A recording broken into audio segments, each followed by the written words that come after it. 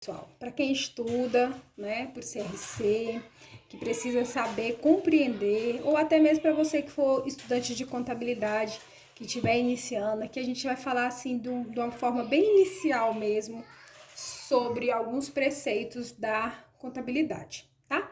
Eu sempre gosto de trazer os meus próprios resuminhos, assim, por máximo que minha letra é feia, mas é porque, sinceramente, eu acredito, né? Primeiro, eu acredito que cada um tem sua forma de estudar, mas eu acredito muito no potencial que tem quando você escreve, transcreve, reescreve, disso entrar na sua memória, porque a gente tem dois tipos de memória, né? A gente tem uma memória a curto prazo e a gente tem uma memória a longo prazo. Então, o que a gente escreve e reescreve e escreve novamente, eu creio que vai para a nossa memória a longo prazo, que é aquela mesmo que é o que te ajuda na hora das provas, tá? Então, vamos lá.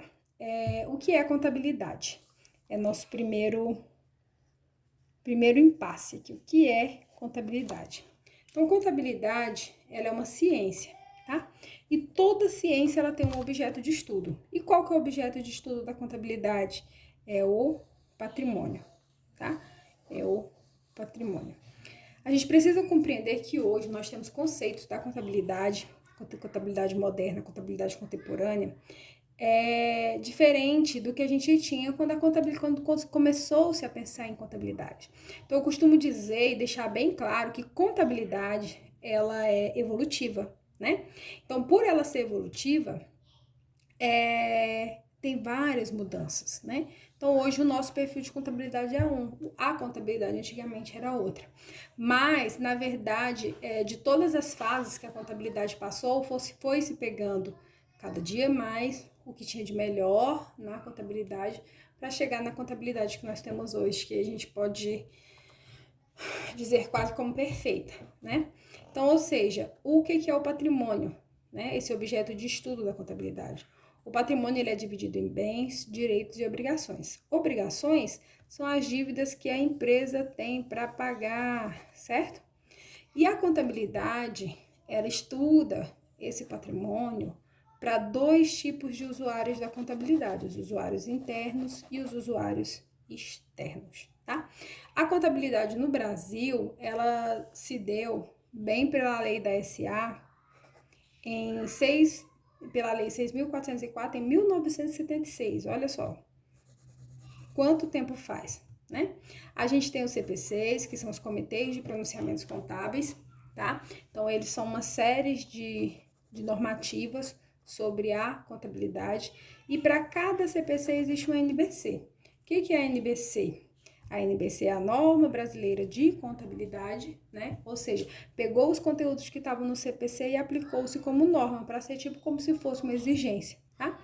E a gente tem a Lei 11.638 de 2007, que eu costumo dizer que é a lei que veio padronizar a contabilidade brasileira com a contabilidade internacional. O que acontece?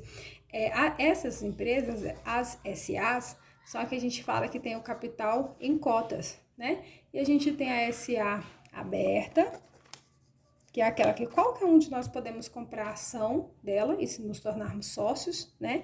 E nós temos a de capital fechado. Um exemplo de empresa de capital fechado que eu tenho sempre em mente para falar nos meus vídeos e nas minhas aulas é o Boticário. O Boticário, ele tem o patrimônio dele já determinado, as suas cotas, e ele não está permitido para que hoje qualquer um de nós possamos ser. Mas fora isso, então a gente tem o Banco do Brasil, que é uma empresa mista, pública e privada, né? A gente tem o Itaú, a gente tem o Nubank, a gente tem várias empresas que nós possamos ser acionistas dela, tá? Então, o que acontece? Essas empresas de capital aberto, elas passaram a ter investidores, ou seja, pessoas que vêm aqui, compram ação e se tornam acionista dela, lá da China, lá da Itália, lá da Alemanha. E então, por causa dessa globalização e desses ligamentos do comércio em si, né, desse comércio da Bolsa de Valores, houve, né, a necessidade da contabilidade ser padronizada. Por quê? Eu preciso lá da China olhar as demonstrações contábeis das empresas brasileiras e determinar que se a empresa está em boa situação ou não, né? Então, isso veio o papel da Lei 11.638 de 2007, tá? No Brasil, a gente fala que a gente tem as modalidades de empresa, o MEI, microempreendedor individual, tem a IRELI, tem a limitada unipessoal, que era a EIRELI, né? Que eu acho que na prova ela ainda não pode ser, agora para a prova 2022-1, cobrada como unipessoal, porque essa lei é recente. A gente tem as sociedades da forma limitada, né? E a gente tem as SAs, que é o foco da nossa prova do CRC, Sociedade Anônima. Lembrando que a gente tem a Sociedade Anônima Aberta e a Sociedade Anônima Fechada. E tanto para sociedades abertas como para sociedades fechadas, a gente tem algumas aplicabilidades na contabilidade diferentes. Por exemplo, as empresas de capital fechado, algumas demonstrações contábeis que são cobradas para o capital aberto não é cobrado para as empresas do capital fechado. Então, a gente precisa saber bem que existe essa diferença, né? E aí a gente tem os tipos de tributação, né? Do Brasil, a gente tem o Simples Nacional, a gente tem o presumido, tem o real e tem o arbitrado. O Simples Nacional é um sistema único, né? O presumido, como o próprio nome diz, presume-se que teve um lucro em cima do faturamento, né? O real, como também o próprio nome diz, eu vou lá e vou pegar tudo que a empresa faturou, menos todas as despesas, menos todos os custos e apurar um lucro, né? O arbitrado é quando a empresa, por algum motivo, está passando por algo em que o próprio fisco determinou, né, o valor dos percentuais dos impostos a serem recolhidos. Tá? E outra coisa que a gente tem bastante importante no na nossa contabilidade, né? A gente precisa entender que existe o regime de caixa e existe o regime de competência. O regime de caixa, no momento que eu paguei, eu saio o recurso. No momento que eu recebi, eu entro o recurso, né? Então, eu saio e entro. Saio e entro no momento que eu fiz. O regime de competência não importa pagamento e nem recebimento. O importante é contabilizar o ato, o fato contábil, melhor dizendo, no momento da ocorrência. Então, por exemplo, fiz uma compra a prazo, vou pagar daqui 30 dias. No regime de caixa, eu só vou contabilizar quando eu pagar daqui 30 dias. Agora, no regime de competência, eu vou contabilizar a compra agora e vou lá contabilizar que eu vou pagar ela daqui 30 dias. Então, hoje ela entra no meu estoque e daqui 30 dias eu faço o pagamento dela. Então, todas as demonstrações contábeis, exceto a demonstração do fluxo de caixa, que a gente chama de demonstração do fluxo de caixa, sim, todas as demonstrações são pelo regime de competência. E falando de tributação, o regime de caixa ele é permitido somente por Simples Nacional, tá? Existe a opção de quem é Simples Nacional optar pelo regime de caixa. Então, vamos lá. A gente tem algumas técnicas, né? A contabilidade estuda esse patrimônio e dentro desse estudo ela faz o quê? Registros, né? Registros de quê? Dos fatos, né? A gente precisa lembrar que a gente tem fatos contábeis e que a gente tem atos administrativos. Atos administrativos é aquilo que não interfere no meu patrimônio. Agora, os fatos contábeis é tudo aquilo que interfere no meu patrimônio. E aí, a gente tem a escrituração desses fatos, né? Então, escrituração, porque antigamente a contabilidade era feita escrita, né? Levou-se esse nome de escrituração, mas escrituração é o mesmo que eu falar contabilização, tá? Aí, depois da escrituração, ou seja, a escrituração eu faço a cada fato uma escrituração, dia 31/12, né? Para empresas que usam o ano comercial como exercício, ou ao final de cada exercício social, eu vou fazer a minha elaboração das minhas demonstrações contábeis. Balanço, DRE, DMPL, demonstração do fluxo de caixa e todos que precisam for, tá? Depois que eu elaborei as minhas demonstrações contábeis, um auditor vai vir verificar se a minha demonstração contábil está ok, né? E a gente também tem a análise financeira, tá? A análise financeira dessas demonstrações contábeis, que é quando eu consigo determinar se a empresa está em uma boa situação ou não. A gente precisa lembrar que a escrituração é sempre feita pelo método das partidas dobradas, tá? Esse aqui, digamos assim, é a chave que liga a contabilidade, né? E os métodos das partidas dobradas, eles contabilizam os fatos, contábeis, e a gente pode ter essa contabilização de forma permutativa. Quando é permutativa, Camila? Quando não muda o meu patrimônio. Por exemplo, comprei um veículo à vista. Vai sair dinheiro do meu caixa, vai entrar um veículo no mesmo valor que saiu do meu caixa. Então, ou seja, não vai alterar o valor do meu ativo. Vai simplesmente fazer uma permuta. O dinheiro que estava no caixa, agora ele é um veículo, né? Então, isso é um ato permutativo. O modificativo são os atos que modificam o meu patrimônio, a estrutura do meu patrimônio. E misto pode ocorrer que ele meio modifica e meio não modifica a estrutura do meu patrimônio. Para essa escrituração, existem casos que eu posso errar, né? Nós somos seres humanos que estamos contabilizando e podemos errar. No caso que eu erre, eu tenho as formas de correção desse erro. Se eu precisar anular totalmente o meu lançamento, eu vou considerar que eu fiz uma correção da modalidade do tipo estorno, porque eu anulei todo o meu lançamento. Agora, se eu lancei em uma conta errada e eu prefiro transferir para outra conta, preciso transferir para outra conta, exemplo, era a compra de um veículo à vista e eu lancei como se fosse a prazo, então isso é um conserto de escrituração do tipo transferência. E se eu preciso complementar uma informação ou aumentar valor ou diminuir valor, eu falo que eu fiz uma correção do tipo complementação, tá? A escrituração, ela é feita hoje, né? Hoje é totalmente digital, mas no tempo que a gente ainda quebrava a cabeça, ou até mesmo hoje para fins didáticos ou para fechamento de alguma demonstração contábil que dê alguma divergência, a gente utiliza muito os razonetes, né?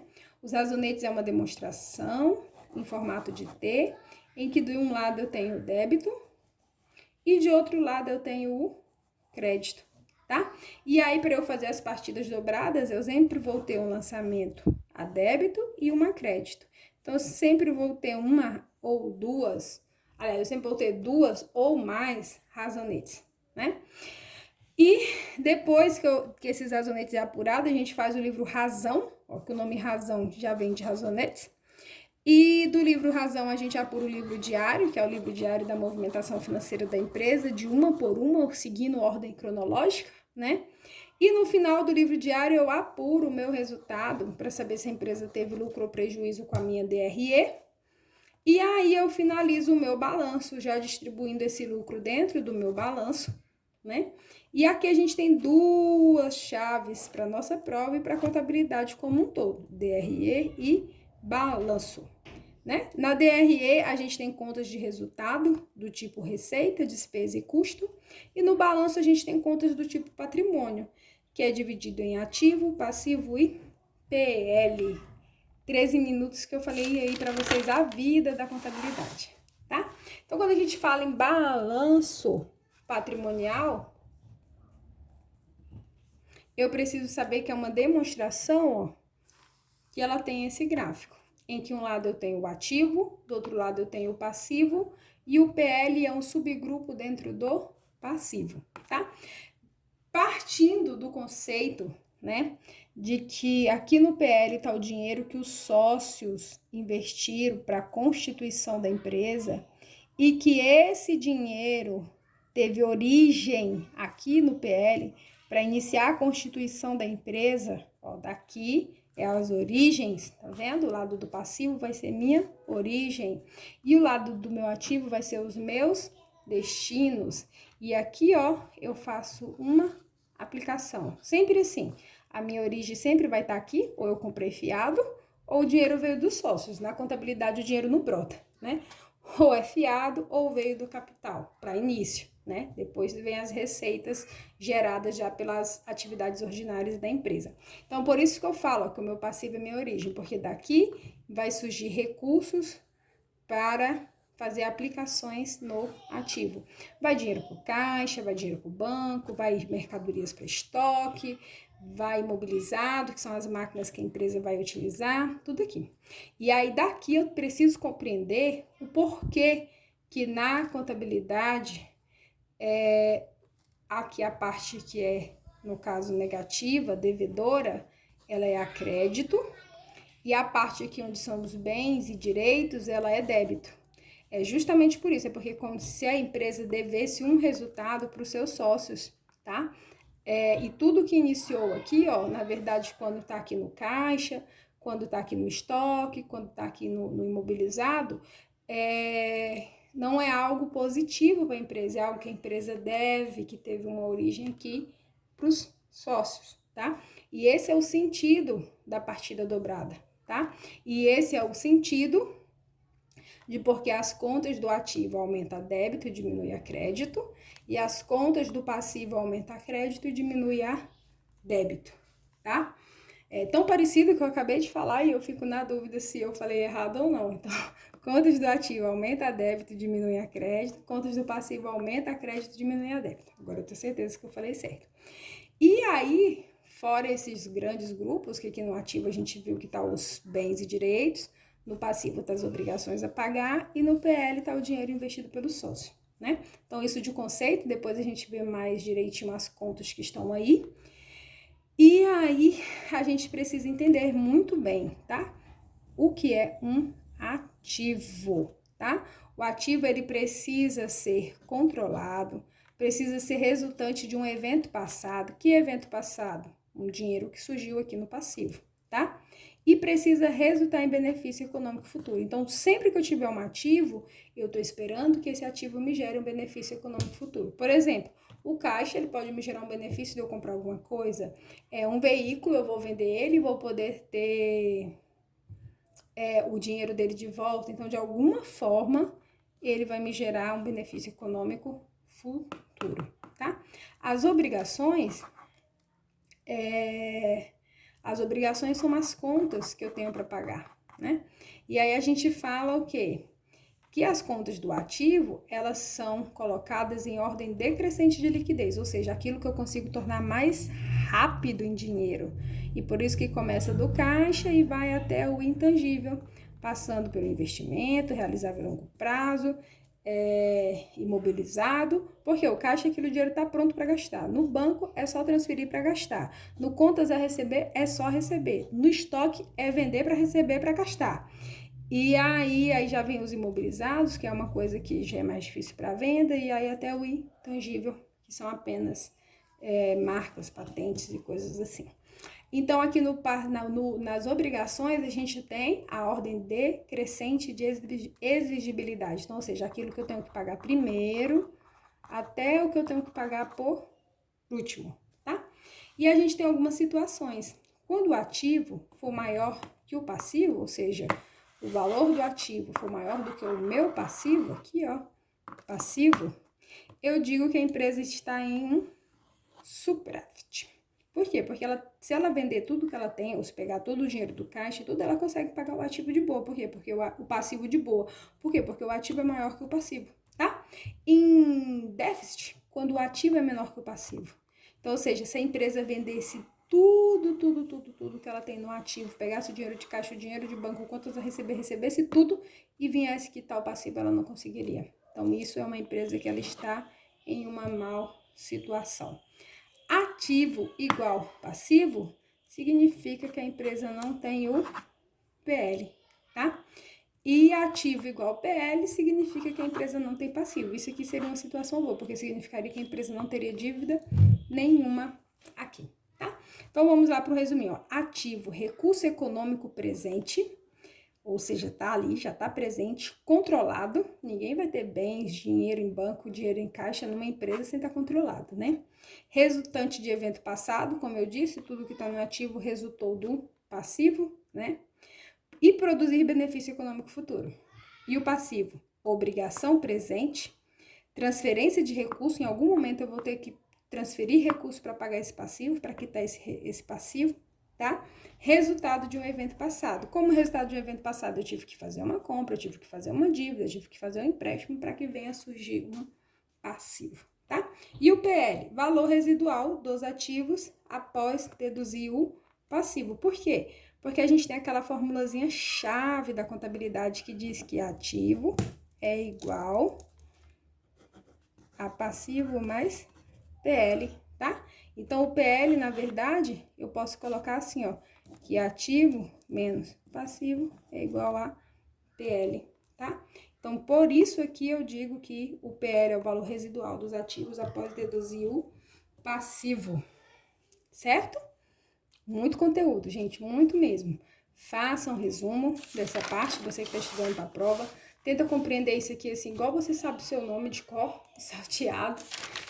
E esse é o nosso princípio de entendimento sobre a contabilidade. Eu já falo um pouquinho rápido, então não precisa assistir o vídeo de velocidade 2, né? Porque eu já falo um pouco rápido. E aí você pode ouvir o vídeo também quantas vezes precisar e faça um resuminho assim esquemático mesmo, sabe? Para que tudo isso entre na sua mente de uma forma bem fixa, porque isso aqui é o início para todo o estudo da contabilidade.